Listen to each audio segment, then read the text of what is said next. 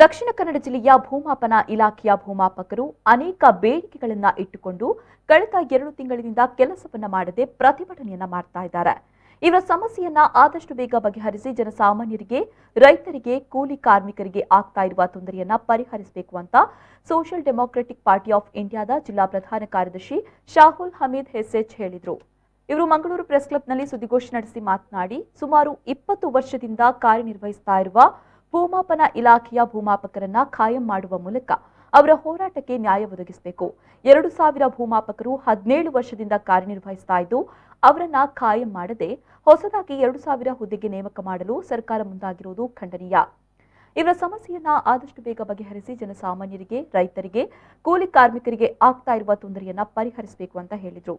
ಜನಸಾಮಾನ್ಯರಿಗೆ, ರೈತರಿಗೆ, ಕೂಲಿ ಕಾರ್ಮಿಕರಿಗೆ ಸಮಸ್ಯೆಗಳು ಆಗ್ತಾ ಇದೆ.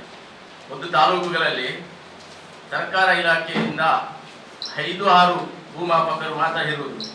ಒಂದೊಂದು ತಾಲೂಕುಗಳಲ್ಲಿ 15ರಿಂದ 20ರವರೆಗೆ ಲೈಸೆನ್ಸ್ ಪಡೆದಂತಹ ಭೂಮಾಪಕರು ಅಲ್ಲಿ ಕೆಲಸ ನಿರ್ವಹಿಸ್ತಾ ಇದ್ದಾರೆ.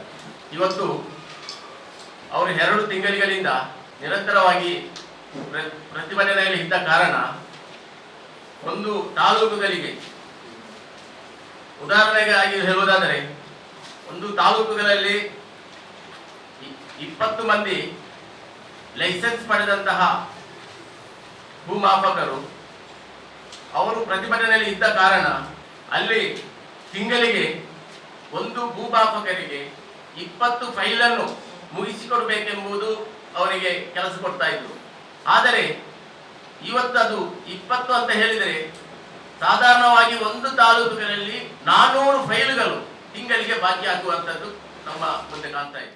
ಈ ಸಂದರ್ಭ ಸೋಷಿಯಲ್ ಡೆಮೊಕ್ರೆಟಿಕ್ ಪಾರ್ಟಿ ಆಫ್ ಇಂಡಿಯಾದ ಸದಸ್ಯರಾದ ಅನ್ವರ್ ಸಾದಾತ್ ಬಜತ್ತೂರು, ಜಮಾಲ್ ಜೋಕಟ್ಟೆ, ನಾಸೀರ್ ಸಜ್ಪಾ ಉಪಸ್ಥಿತರಿದ್ದರು.